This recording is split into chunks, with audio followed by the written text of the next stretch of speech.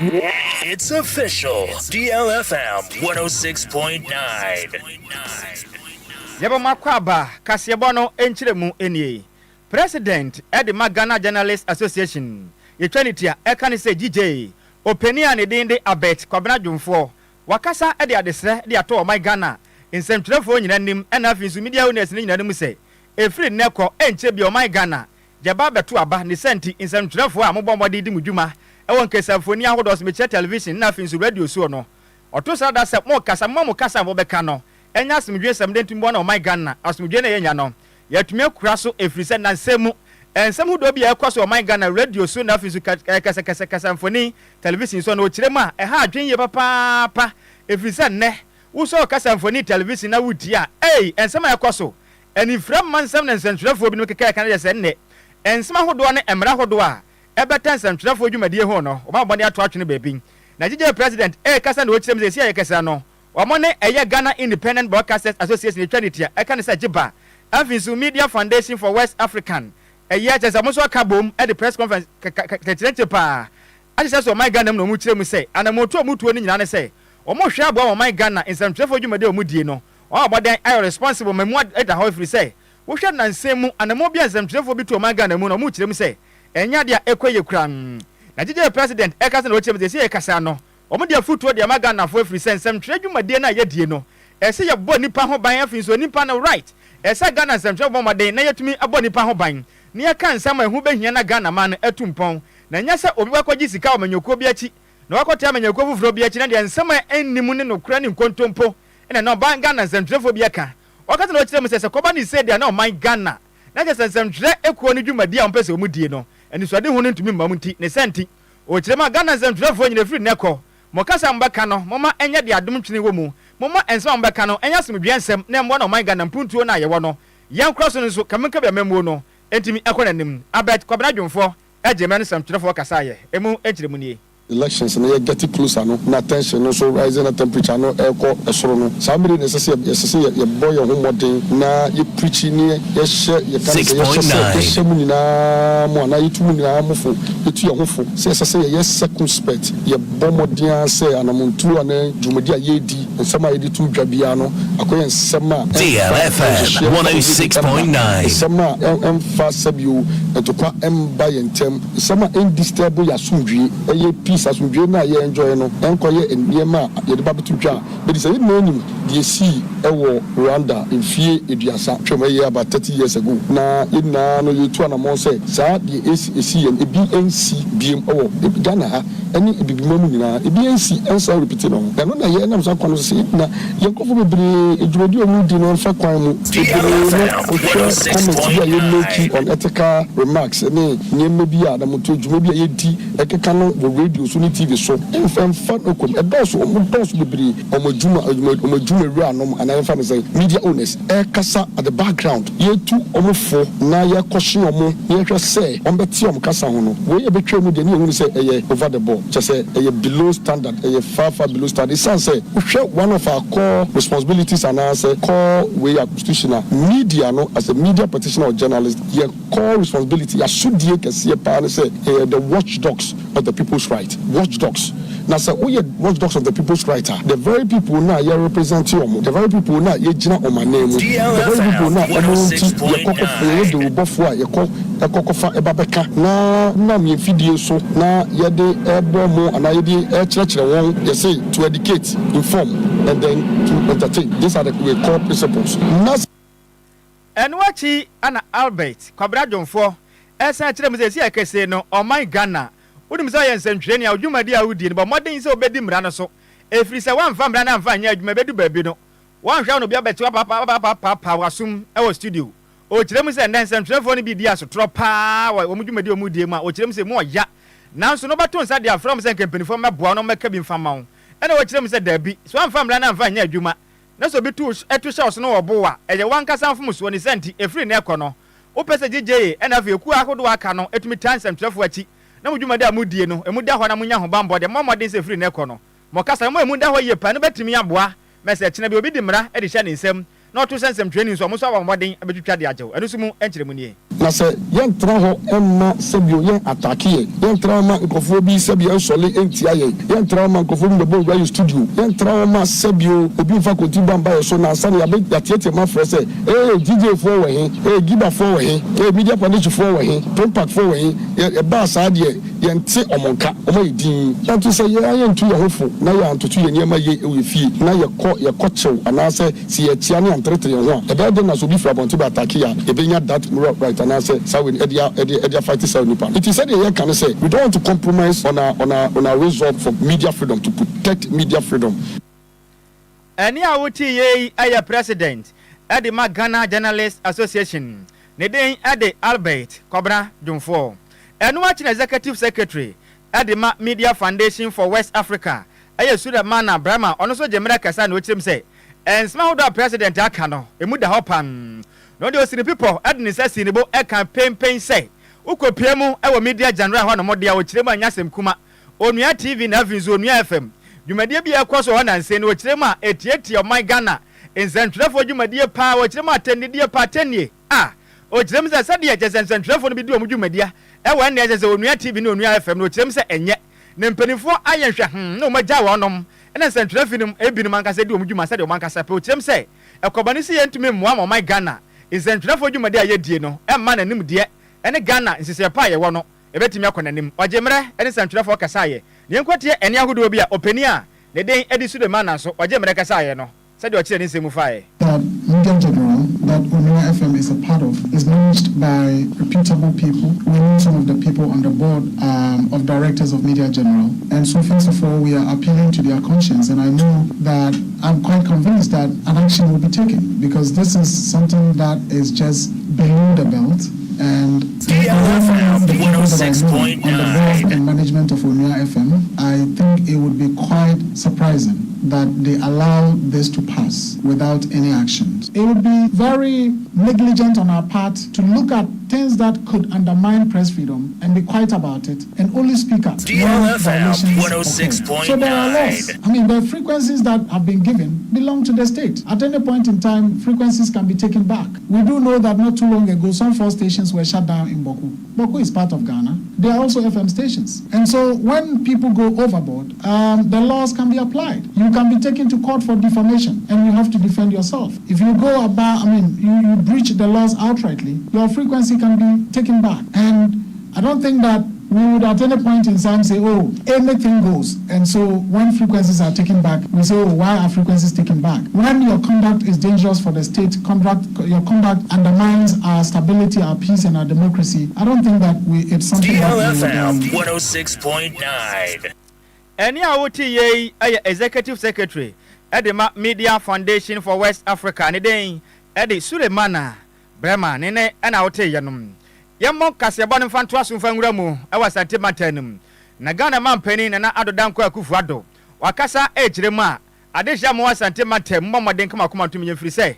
o won se pade mamopam na ebi se na dan kwa Akufo-Addo Ghana man panin edi enti na waka ni se na wase hwe munde muntira okopie mu ewa Swami interchange na o kiremu a enche biam Swami interchange no Yankopon ya adoma fi we nkwa na we ye de na adehia mo wa Swami na santimatam no mo betende Mani baji papa na ochirem se ono de odi asina ni so o man Ghana akoya hodo asesei akoya hodo aye monchi monka de na ba we mfira banwa so no wa ba no homode etumi asiesi akwa ni nyina mo man Ghana akwantuo efofofo de amayen na dankwa Akufo-Addo egaze na ochirem se ekese no wo hwa amamu a wobuo na ne ma da hoye pa de mayen titru na fa akwanye ho no de asina ni so obetumi abo ma Ghana akwanye ni akwantempo ahodo enam so no emu atuma da ho hwen akwani abade akwani abade so no emu atuma da ho de amayen wakati na ochirem se ayekese no dualization ni akwan no wo kwa mienu da obenkum ni faso da obenkum we obi ankwesa ne yonko na mu da wo se hwen ni yakwa na yeba ochirem ogusu bo adwumaden a Ghana fo yemmo yensem fama na vise adwumaden a wodi no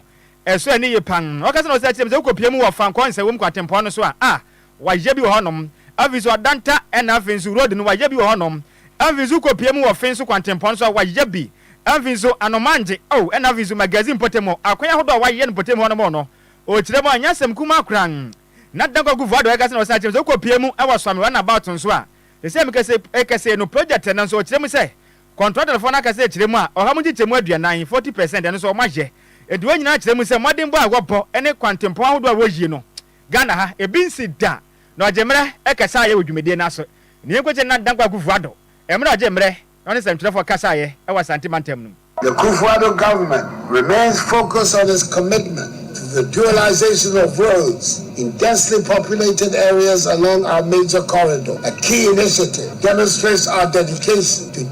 decongesting these vital regions. The strategic projects we have initiated, such as the dualization of the Alfanko-Iswan Road and the Adenta-Dodua Road, are not merely infrastructure projects, but also a confirmation of government's proactive approach to solving real-life challenges. These efforts are set to enhance significantly traffic flow, cut down traffic travel times, and most importantly, improve road safety for every Ghanaian. Government is committed to replicating such successful initiatives along other road corridors within the region, such as Swami Roundabout to Tafo Pankrono, also in other parts of the country, such as Takrady and Tamale, to decongest the urban areas, ensuring that the benefits of our development agenda reach each and every corner of Ghana. This is the kind of visionary and decisive leadership that defines our administration and sets us apart from others. DLFM 106.9. And what he and a Ghana man penning. Nana Adodankwa Ekufuado, Esa Chile Amekese no, or the Asaka Bofom, our Hinamako Kobe Quantimpon Swa, and Penifua Shasi Baby Quantimpon, Kasia to Horma, Adisha Hormono, O Manu Betty Mia, the pay free sentence, a part of my Mono, and Yasim Kuma. Evans or the Adesra, Eddie two contractors and enemies say, Mama then say Quantimpono Muyino, or Mama Desha Mofa Quantimpono so on, and who Yina or Nomisenti. On Fashion Pamfan work, come not Desha Mofa Quantimpono sono, or Mokonia Bediamo, or Momo Betty Major, Pinos and Danko. Ejemre ekasaye ewo potemonom emu enchiremu enie. I urge the contractor to put in place the necessary traffic management measures to minimize any inconveniences the construction works will bring to commuters and pedestrians. I'm very happy that today I've been able to come here to undertake the sword cutting for this worthwhile project. Another important project in the Ashanti region is the construction of the Swami Interchange, the first four-tier interchange in the Ashanti region. The project is progressing steadily. The 3 overpasses on the offensive road at Anumeja Magazine Road and Ebusia Kroa, as well as 15 kilometers of roads around the Swami Roundabout, are some 40% complete. It is programmed that these overpasses will be substantially completed before the end of this year. Works on the main interchange have also started with the relocation of utilities around the area and will be completed in 2025. Eni a woti ye aya Ghana man penin Nana Adodankwa Ekufuado enu achi ena oswafo a ohwe akwan ena afin so akwantempo ensamso Francis Asenso Boache so ejemre ekesa odwumedie nase na yenko enkwatie honabo Asenso Boache emre ojemre ne hotira kesem no se yema no kwan frisa obi ka pa na adinisi wade hunu ene amamu omubuo ene kwantempo ho nsem de o my Ghana edadin. Today, we are taking a decisive step to address this pressing challenge. The dualization project we are about to commence aims to transform this critical section of the N10, enhancing its capacity, safety, and efficiency. I urge the contractor to expedite work and further assure that as the ministry, we shall provide all the requisite support to make this project a reality for the benefit of our people. Eni a woti ye ayo swafo a ohwe akwan ana afin so akwantempon so ne den e de honabo Francis Asenso Boache ne den ana wote yenom yato adier eye agyemin sam ka sebo no so na yada so agyina mu e wa sentimentem de na due yatena si ye bo honoma ma honoma tete pam e de ma wonom na honoma de ensem efiri ho ba no ene esini kuroi pam ne mo fa wura mu wa sentimentem biewa ne ekopie mu e wo kuro ba kwa wa sentimentem edia edaso eye nda jezania ne hinso no hin papo adakro na no na ado boaman wakasa kirem se na nsem ho no boamaden se ono wankasa ne kwantempo adampotem ho no mo no atete apansam ewe wiese amwakun adu ni santi adehye na so aka penifo betimetie wono mo ne na ka kono betime besiesie de ma wono nanso no enya de ampenifo etie wono musufra ni santi ono wankasa tena se ontumi ntena fia masefo amfonti no obodo ho moden se kwantempo no wankasa ba moden na wayi kwan bi ne wasiesie kwan de amanadehye ogusu ya adwuma pen avini asakwa municipal assembly no ebo modern ne both for be chief pen ese no owura na de wo yo so for hwe o man Ghana kwantempon sam so ana o se dabi na o se dabi de ho na ma otumi se ohene mu a otumi de mra e de hye wo nsam so kwa yi kwan nana na pese o kira yesen nana so makasa kasa nya de amutie nti eno ka hu bi no ma tese ne memfafo so bre tese ba piem potem no ma de hye ne ho tete wonom ne senti ana mi siesie kwan de wonom se dabi nana nya ne saa kran nya ne saa kra nti no anama na watuo no emfam na kwan mu kran nana achima ese mekese de empanifo agya no de na so kwantempon no atete apansam enti ne senti ba bia do no empanifo mesiesie kwantempon na mfa mana wane ne manfo wane mo bre o kire ma wane mo kwa wo so apon amfinza dwadie hu nsem nyina ya basa na ba Facebook no so a DLFM 106.9 video ne de ha ba betumi wanya bi na wahwe na ne ni abere pa wakasa kire mu sei sempirifo mesiesie kwana mfa ma wane mo dia emu ba ya pan oje mra ni di ya kasa bodi nkomo emu kire mu ni I know that they are not ready to come. But I also want to remind them that this place, some time ago, my predecessor, some people, they came and won sand here. And to the best of my knowledge, anytime somebody wins sand, the Ghana Assembly, they came, they collected a levy. It was as a result of the sand winning that has created this vacuum. Here's the case that I've come, and I'm saying that no, this place is it has become a death trap to my subjects around this place. So let me do my possible best to make sure that I will keep the situation, even though I was not the one who created the mess.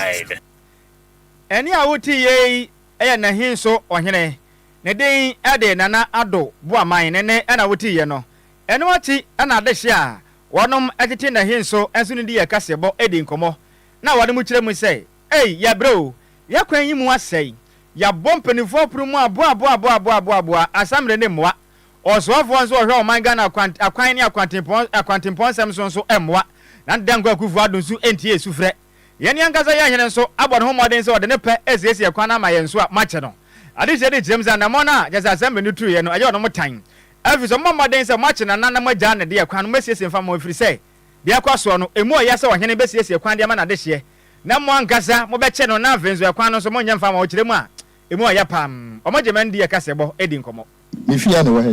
insuo to a insuo timba mifia na ha no enye insuo kwan ha nye insuo kwan we are told say somewhere in the past omutu anya wa ha na ha twa man insuo to na abeta ha ndi ha nye insuo kwan nti ye kwadede na eye no boa no oboaye nyese bia o ha ye oboaye pa kan say assembly no omo ya aware of the situation here and obi an na do so oboaye nti sa na adome no oboaye ye besere omo a omunya na na omo aye na problem ha no onso obo man DLFM 106.9 bla bla ha insuo to kwa dia nyekura ma nyu hanina no ma yifi e wa ha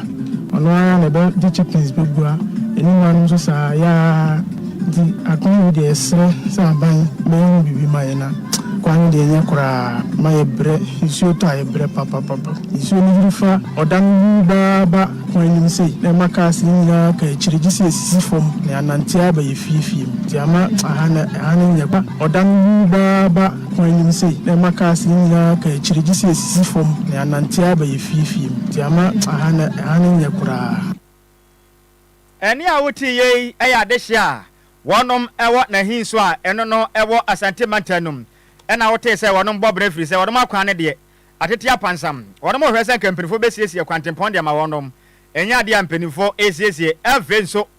wonom hene esiesie kwan so ayakwa akwache no uba Facebook no so DLFM 106.9 a video ne da so a wo ba obetimi wanya bi na wahwe ede amayen na yantu akasebo no so ane yemo mfa ngura mu ewo auditor general fo aso no ma wo maden akase kiremu a auditor general reporter ababonte so kiremu se Electricity Company of Ghana yetwanitia ekane se ECG ekuna ba maden abunjihye so titiriu efa wanum meter procurement eyenjihye ho no omu kiremu se wanum abuko amabunjihye no so pan na auditor general reporter ababonte so kiremu se emekese no sika bia kaka adwamu asa sika no enka se ECG adwumakuru ba maden se sika no betimi age manka adwumakuru atumi atumpon na kona nim agya ne naso sika se mu no eye $145 million topable money sika wei eson papa wo mu kire manya sika akuma sika wei nyina kaka adwamu a mu kire mse sika wei nka Ghana fo nya sika wei a enka betimi abo ma yisi adwumakuo no so atumi akona nim ni senti wone mu kire ma na mo yisi adwumakuo na tuo no emu aya na musu atan pa ni senti de ma ya na mo twa mo mfamfuru mo wei me ebi ensi bio devrize de ma ye no emu aya pan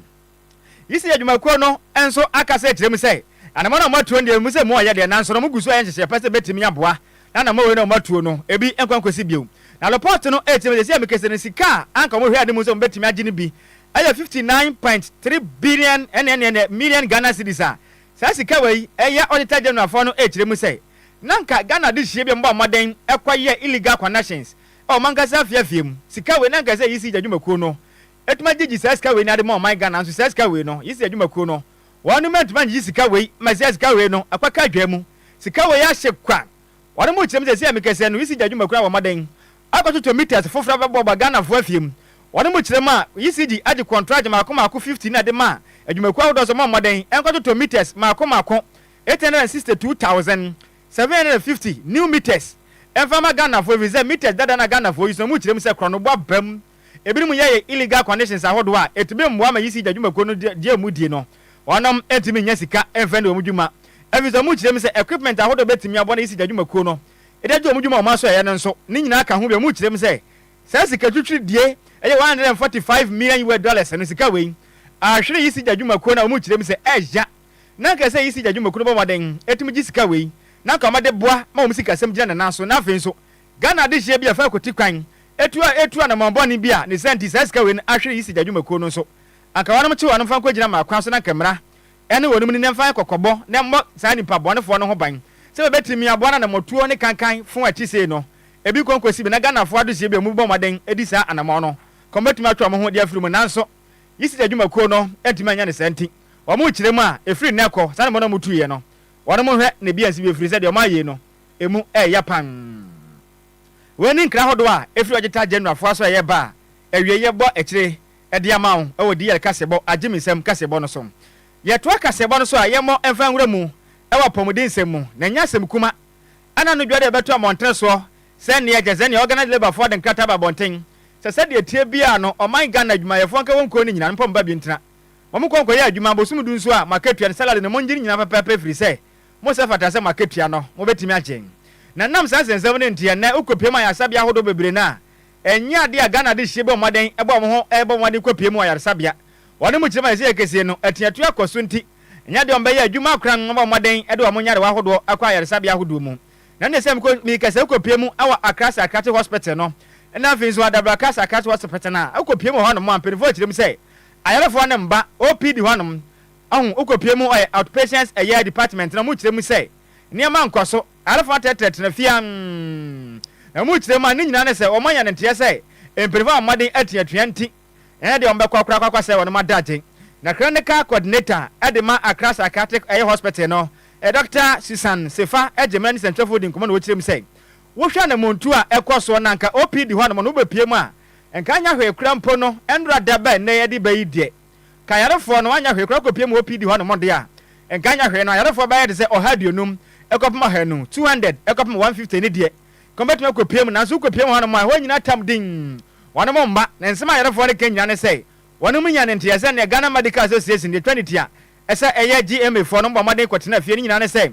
organ labor for eden kata abonte se kwotena fie mpom ba bi enyo ma homen na omu kyerem se ye kese no adwuma ahya se ne senti wo ya Ghana ni na otifie na ho dodo mo de so betumi de apiemu awara sabia hodo aka na wa beja ya hwefri se ayase guso ekoso empotem ahodo no openeje mre ene di yakase body nkomo emu nkyeremu nie. So on a normal Tuesday at Accra Psychiatric Hospital, it's very busy. We are expecting about 150 to 200 patients coming in on a Tuesday, but it looks like the numbers are down. We were expecting that we would have more patients coming because yesterday went running at the outpatient department services. And so today the numbers are down, but the day is young, so maybe they'll come in later on. Most of the health unions had a roadmap, and the roadmap was not for us to attend the outpatient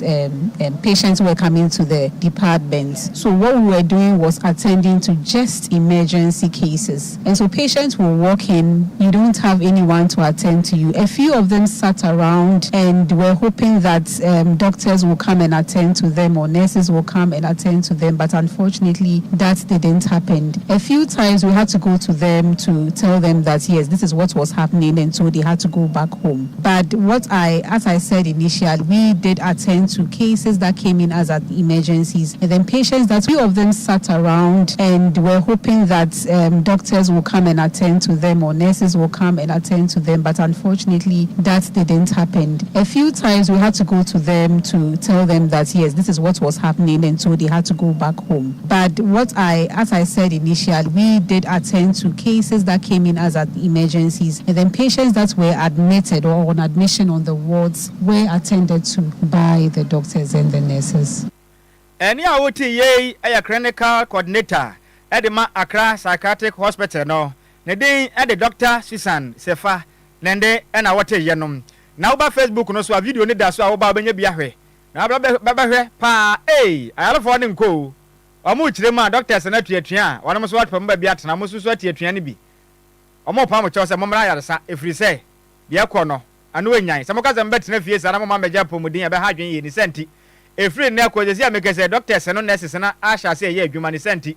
Wonu so o my God na wo yare bo modern so ba wura mu yaresa bia bia ben wo. Okwakwaje ayarehwe. Na yenko Facebook no so na manfo adwen kira wo ya ba no yen kan bi emfama wo. Queen Atta o kire ma o hwe en live edi free North Kaneshi. Na watiem se presiding elder ba kope kasebo no edemu pam Queen Atta Lydia ya da se pam so do wadwen kire edi aba we su free DJ Opademo Felix ono so aka se kirem se o hwe live edi free Kumasi so ame e do kirem se Kufuado ne Dr. Mahmoud Bawumia embodem ba o mo bode nyasem kuma akwantempon emu da wo se hwem ti Ghana fo 2024 abato e de muni choice bia se Dr. Mahmoud Bawumia monto abane fama ne bia manyuko no mkoso am adwumaden emfa so Ghana yo ya da se fast bunny ono so aka se kirem se o say hello Mr. Kwadwo Sammy B. O come live edi free inside Winiba. O say good afternoon. Opening say fast bunny. Ya de was pass abrena be nyina wo jemre na wutie DL kasebo. Wensu Efri Asante Emmanuel. O say good afternoon DLFM. I'm watching you live from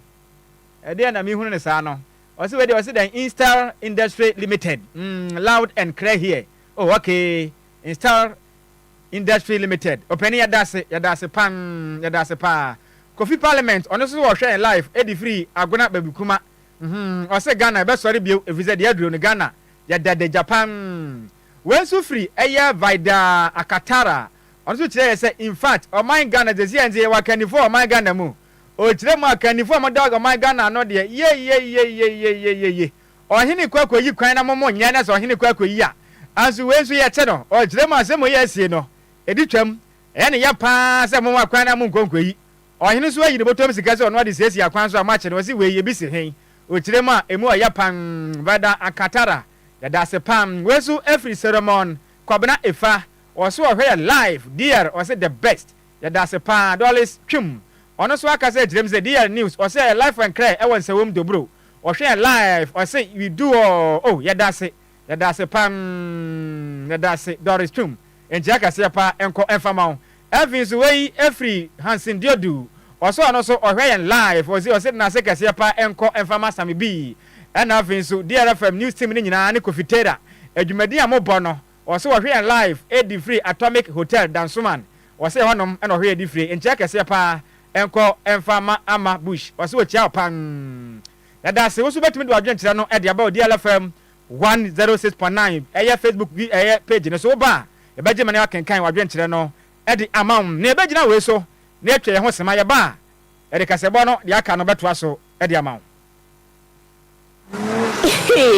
Anokwase fix my right adwuma yekoi ama omanfo ego premai etwetanga egu yeso okrom ha papa se eja Ghana ha wo mu ni abenfo a wo mu sisi accident cars man ye se car ya manufacture na neyi a wo mu bomode eye engine tuning overhauling body works oven spraying air condition service upholstery electrical works automatic gearbox repairs maintenance na general car servicing bia se wo car dada anase say asɛ na pɛ sɛ woton frɛ wɔn bɛtɔ de amount sɛsi a wɔn woton car bɛtɔ car ma free so yɛ customer dia ɛna so de accident car ba wɔn bɛ ma car foforo sɛ etwi ɛno nso free hwehwɛ fix my ride limited ɛkyi kwan wɔ Accra Academy School no enkyɛmu hɔ Odoko police quarters kwan no so Atiko Junction Goyo fuel station no ɛkyi Kaneshi Odoko highway one crime fresh 0303 944 880 0202 227 660 0540 556020 and our website www.fixmyrideghana.com. Fix My Ride, own the finishing. It's official. DLFM 106.9. Yes, I am Makwaba, Edeba, Ajemen, Sam Casebono so.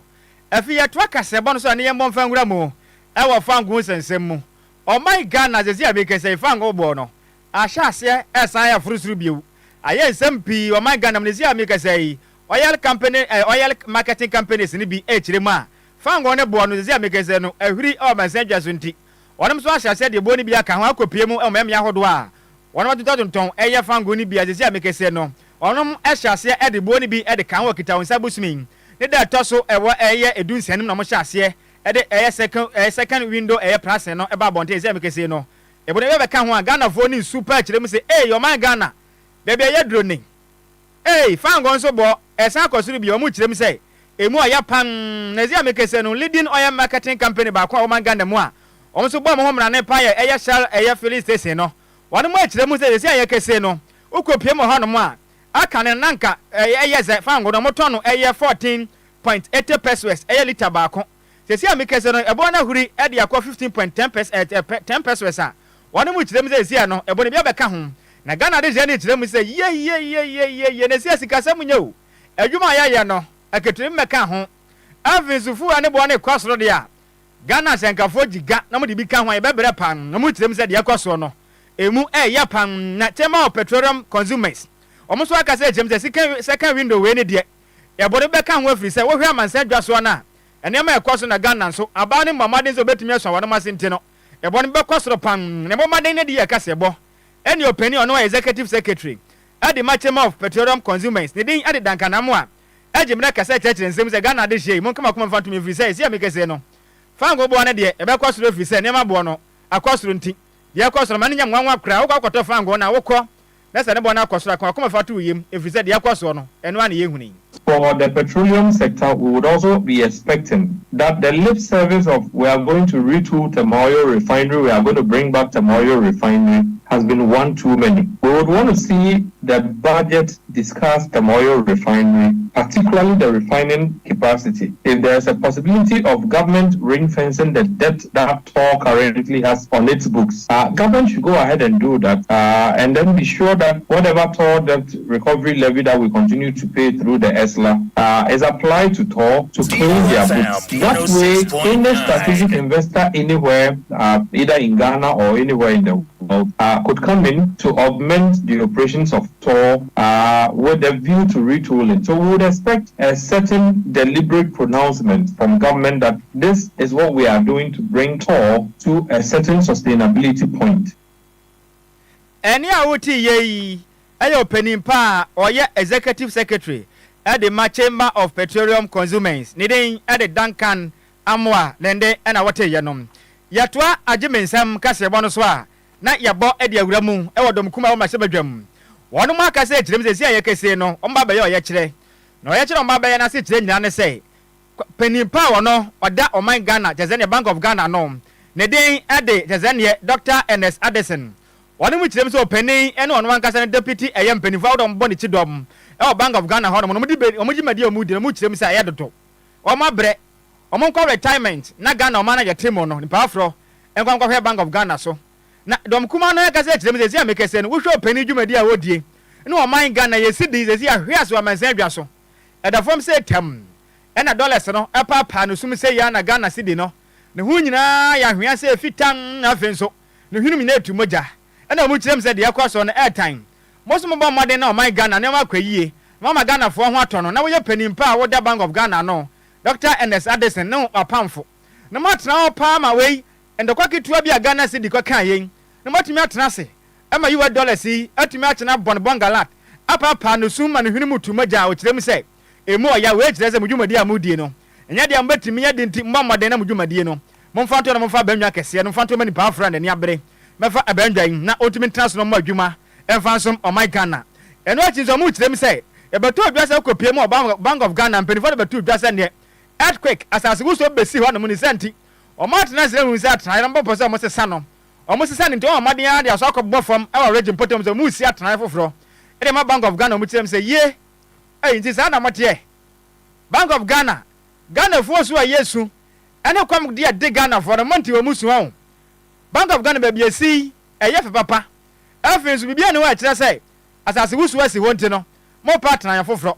wono mu kire sai na ma mutu ni sika botna mbo se mu de shemu no o kire mu se dabi sika 250 million US dollars sika we Ghana fo nya e betimi abo ma Ghana fo asetrem e ho atumi adwe pan na mo tem sika we akosi ni office de o kire mu se dabi ensem we wono motia na bo wono mu nya pan na National Democratic Congress NDC amanyoko no wono masebe ne a ogina mu adema boko central eye mahama yarga akaze kirem sei wagina minority caucus nanim akaze kirem sei omanga na yetim sese no sikasam ayeten mismanagement ena kwaso my Ghana mu ne send this amount na se empantima sibre na mo head office ena hu nyam se mu kwakwasi fufuro de a wono mo ntia se na entia se ne senti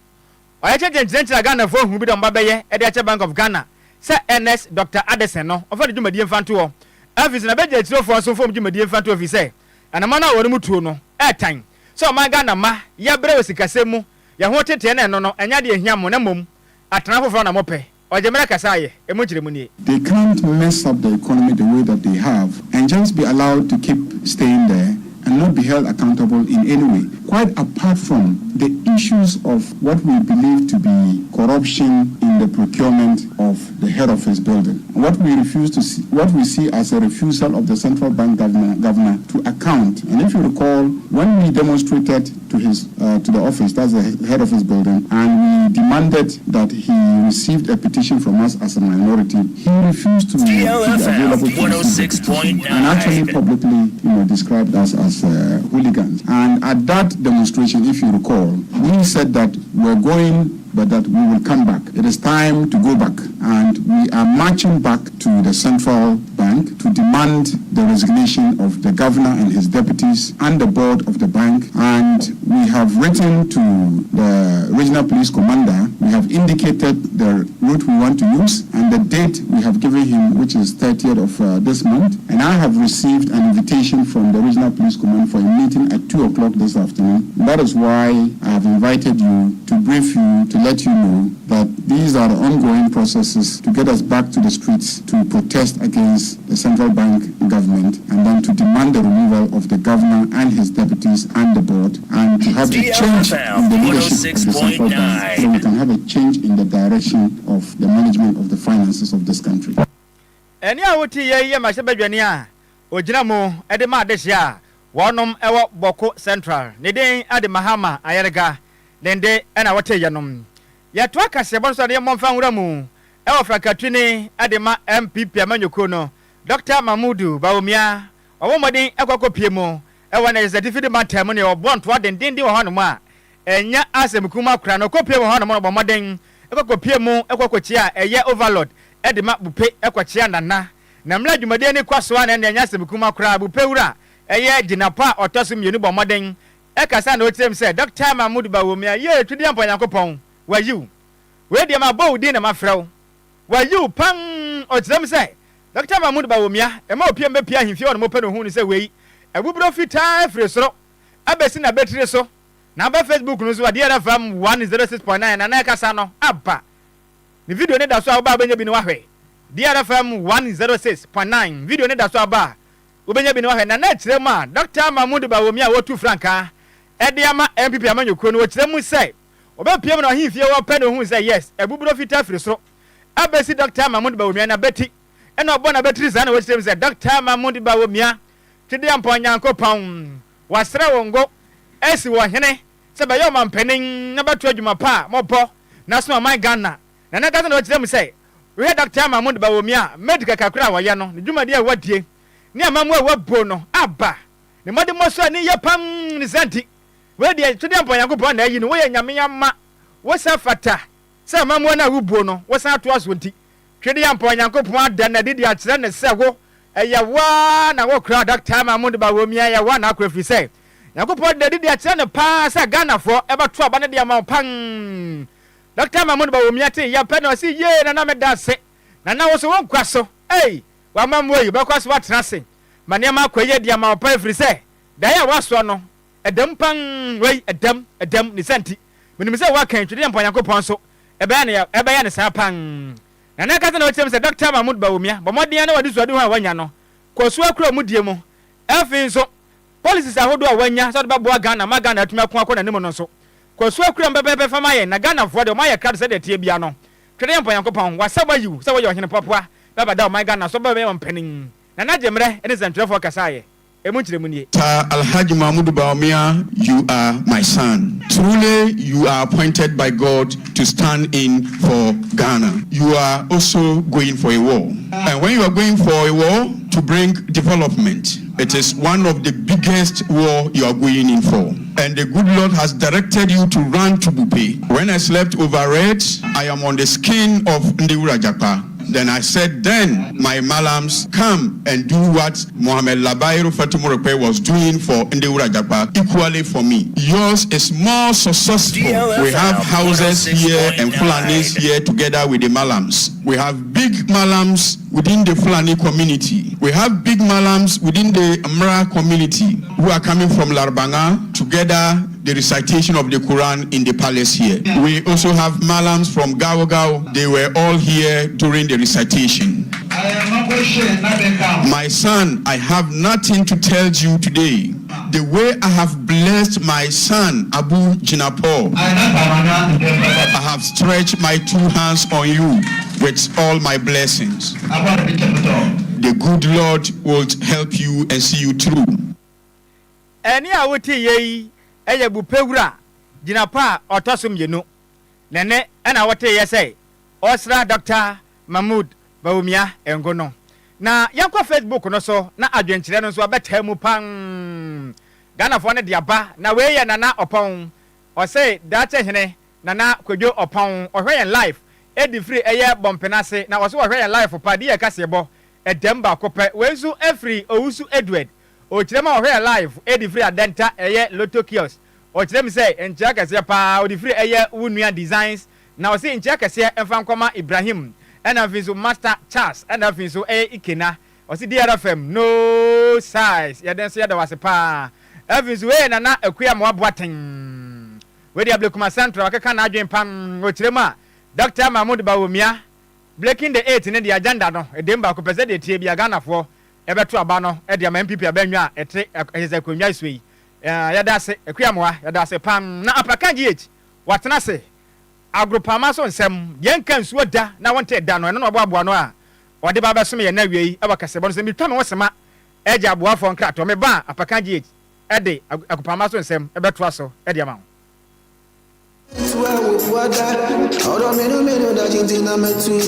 makwantu ohunsam eye medadwen nanso me yensam tro ne nti menya adaje ye hwehwemu ekohu Sunday Sam's consult na wonom nti ende metimi ba menya abre ne adaje ekenkan ye eye investigations about womo ana me hu se wo apply for visa assistance a enfeli efri se wonom e wo track records madanse die nie ma me nintrel Sunday Sam's consult edi Britia webi ebeje wo visa amawo se wo ko United Kingdom, Canada, Dubai, Poland, Croatia, Nafe Kradia, Serbia, any Greece in so abeka ho a work permit etechere. Ma menchire wo mo echire kwan. Sunday Sam's consult e wo Ofanko barrier, Asofan, our Ben Wise Park Hotel, e wo Asofan New Station hono a. Phone number 0244291546. Email address nso e samuel626@gmail.com. Yeti ehudi enti, we connect dreams with opportunities. E manenye wadwendwen, frɛ wonom na nso bedi adanse media. Abusia enawe mayen sama wa ha en sama wa kwa bamfambra deal 106.9 FM Kasafidie so ene ukuada area prem to breka sebo emre redo se yesin kunyana gudie mo so no ensama ya boaboa no na busua ye gibre ne ye de besmo Ghana nsamwa ena nkrofon cross the latest any exclusives no ena ya boaboa ni nyina no a ye de babesmo ene wie mi amede nsamre ba no edi ameje so no ayensu ano de hye Apakan GH the blessed king in tantam so mention samana sem fanfi yandim ewa Ghana emfama ya mention se emfanfi Ghana mrante esi akan ewa amanone na memform onsam emfantu wadimu ya mention se emfanfi English Premier League num bobo ko FN Leicester City nanse ya no munya promotion efi championship num ebe piem ewa English Premier League num na Ghana yenrenga FN Abdul Fattah Isaku no na obolon edimomo edifi Sporting CPA omo Portugal now so endro officially no bobo ko FN Leicester City Oma sign Abdul Isaku Fattah permanently oba besia kan edi amom na 5 years contract na omodi ama Abdul Isaku Fattah na sika omutua de Sporting CP no 17 million euros na omutua edi ama Sporting CP Abdul Isaku Fattah oba besina kan edi ama Leicester City no mama ni jersey number 7 so on share na offensive kan for the next 5 years mfama bobo kwa ye friend Leicester City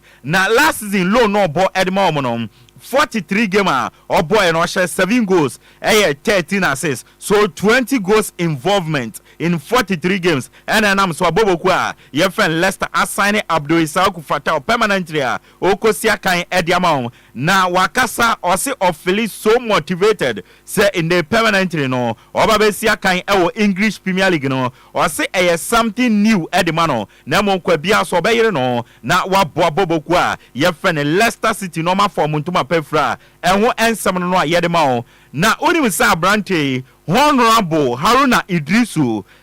Tamale South MP ni team IFN Steadfast FC na etiti abrante etono de koma Sporting CP na omo de sell on cross bi edishemo enti ene ometumi aton abrante na Honorable Haruna Idrisu ni Steadfast FC team no omo je 7.9 million euros edi egu omo botuma sika ba Honorable bruta yere won some edit wenim uram Belgium Pro League nim so a bobo ko FN Anderlecht akache Ghana ya midfielder ya FN Majid Ashimeru Meloka say Anderlecht extending a contract for 3 years until June 2027 Majid Ashimeru ebabesina kan edama bobo kwa yefen Anderlecht na abrante yefen Kamadin Sulemana enso Black Stars of Ghana Ringer obonebo edema Southampton na uram AS Roma Sirianum ene Ayas Dutch League numa omani abre so munya abrante a yefen Kamadin Sulemana omobesano no wababesia kan edi amom ehonsam no a yedi amao na wa Grass Sports Stadium Empire Ebega Democracy Cup na ejabo ene etofema enye asem ketwa na 6 p.m. Ghana time ena game no ebetodwa Accra Hearts of Oak omole Kumasi Asante Kotoko ena this game no ebani a yere on some edema according to Penny for no almost Star Times in ebe at the Pat channel and a Max TV so ewetumeyi ama Ghana for share ya bo Democracy Cup Parliament no organize yantumi amfa ma GTV the nation broadcaster so yi and ye the command station for Ghana no na Democracy Cup no rate no for gate fee no say na tie regular na 20 Ghana cedis VIP no 50 Ghana cedis and a VVIP no 100 Ghana cedis referee ye friend Juliet Apia and e be kwakodi sa game na ye won some the amount na head of sa game na e ba so no Frederick Asare goalkeeper de Asante Kotoko o se san seminar de Ghana asa an ye bo Maiden Cup bia has na eje enti ube President Cup no maje Confederation Cup no maje no o se in Democracy Cup na ye Maiden Cup na momo no saade no Kotoko ebesia no kwan House of Folk afema omuntumi we need the maiden edition of the Democracy Cup ye don some at the MO Kevin or say SB a defender at my Heart of Folk or say ne has air prepared kwambia so no ombeche kotoko na omaji democracy cup na enho ensem no na kotoko enkrofo keka oma pam over 20 players ben and na omode kobo game no na squad in the kotoko de kobo game no say na tie 17-man squad and Dr. Prosper Natogum Eddie Ram akobo game no goalkeepers no Frederick Asare and Fatau Muhammad defenders no Obenya Yimano Kote Prince Adesa Esmat Abdul Hamid Abrante friend Indogani Samba O'Neal Gilbani and Justice Blay and Ansu Harry Uram our midfielders na Obenya Andrews in team menu na wanya Yimano entry Jordan Emisa and Michael Che Jamna Michael Che Jamna Oko attack on swa Ubenya Babayaya Abdul Karim Abdul Rahman na wanya Peter Amidu Elvis Cheba for any Bernard Sumwa winning squad akotoko edi kwa kobo game nenda yadema report by any say great Olympics omo forward their friend Albert Amwano kotoko enia brace omo nya brantia omo best sign no no abesi akan edi amam na ania kotoko peso omo yane se omo peso omo fa Albert Amwa ene goalkeeper friend Benjamin Asare enyina di fi great Olympics na oba no mo besi akan edi makotoko enho ensem no former Kumasi Asante kotoko omo forward their friend Carlo Watara no we ewo Iraq Premier League no akwa sign dia ma Mason Sporting Club inti Ghanaian players no Iraq, Afghanistan, Tajikistan, ena omo kwa yede wonsam edi emao Abrante FN Benjamin Chivano Ghana National Under-17 captain last season obo edema Great Olympics Ghana Premier League niamete ene se Instrateman FC eniabre se omunya Benjamin Chivano ombe sign no wa besia kan Eddie Amaoma, Yadon some Eddie Amao, Dream says so a confirming, say officially no center backer, your friend Ahaj Umar Nufal, Oma signing no Eddie Nefi Jawala, Stars Football Club 4 years, and a Dream says Eddie Amana, Yadon some Eddie Amao, Brekum Chelsea, and this some more Bodu Ekrinkomo, say last season and or by ever signed 1 year contract, Eddie Maomo. Or extending the contract, non-tana, and your coach, and from a Bobokwa, your friend Brekum Chelsea, you want some Eddie Ama, your body to Ewaman on eno, young room, our Bobokwa friend Manchester United Akache, now normally Real Madrid, Pre France. Akwala race webi wedi mfiedu watching or your central defender your friend Lenny Euro now so finally no a branch de choose so besina kan e de ama Manchester United me no ka say what touch it down Manchester or koye ne medical so pass ya or be sign a 5 years contract e de ama bobo ko friend Manchester United until June 2029 now Man U 50 million euros now 12 million euros add-ons Taylor ehuri a osawofia naniaji ometumaji player bako e de fi Real Madrid in sema eno Lenny Euro a yede wonsam edema Mason Greenwood officially no bobo kwa ye friend Olympic Marseille a mo France no omne Manchester United agree a fee 30 million euros and Olympic Marseille etua de ama Mayu na dachi bia no Olympic Marseille etona Mayu ebenya 50% e wasaskenum Olympic Marseille ebe sign Abrantia your friend Mason Greenwood for 5 years until June 2029 yere wonsam edi amao na former Barcelona Bayern Munich and Liverpool midfielder your friend Thiago Alcantara of Spain Nancy no retire menoka say wa join Barcelona omo backroom staffs na okwakwaka papa your friend Hansi Flick na omaye adwuma as a technical team edi amaboboku a your friend Barcelona enwo ensem no Lamine Yamal Spain akwala reswa form a owo no e was through brutal osina kan ma Barcelona na Barcelona for say Messi na ma 10 jersey no enkombeje no nhye na so Abranten se jersey ne so dada esododo ompe entimeno ka say wa opti so mo man jersey number 19 na onshayere wonsam edi amao na Luka Modric extending a contract for Real Madrid until June 2025 1 year contract and I was signing Oma confirming is ono and or a new captain Edema Real Madrid ebusia yenyina we so na goodie mu nsema ye de ebesumu wakase we so yem fancy me amede nsema ne by dia meje so no ayensu ano de share Apakan GH the Blessed King Isaka wa Shaiman Washington minchi ona me amebra penny Mr. Kofi Ayenu wa yesu ano ono wife Sister Mary minchi amunyina Nhyiraba Praprechre ni answer so. DLFM 106.9. Abakan. Minia. The time na dey aso apon na adwa silky happiness na democracy cap no. Man na beje. Asemo has ne kotoko game there. Omo money park so nko anyama bebre komenti wo so predict ya. You can say, "Why na beje?" Oh, enwumere ya ba me de ni obeje no beba. Senior. Okay, so be chance no nsia. Okay, me das. Why? Nyame nka ho. Yo. Apakan GH ana wote ne nka. So ode agropama so nsama enka nsuo na ode aba be som yan awakasebo no mo no. We na Ghana de hye. Na we so na ebegyina na agye nsam kasebo ayensa so enne kwada awie no. Yade ne nyina ebesie kasebo musamfo eye okoji abo okran the gangster cat ono na sa kasebo no mo ede ma menadwuma konso so yasre bo aye no. Some days concert for Upper Control Party about my day. I call Master Yafinso. Fix man ride for the Momading, SCS, a change in a car be as a dear. When you accident, Emma Nasa, I won't pay you for come out on better message. Ediama, one of them was so yesterday. Mr. McCon continent crow, Edica Siba some of ye. Edia Majeswo, Nhyiraba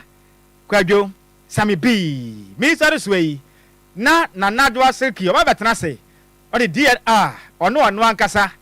Na fe pamfo betena we fie hanom ene de anyasem kuma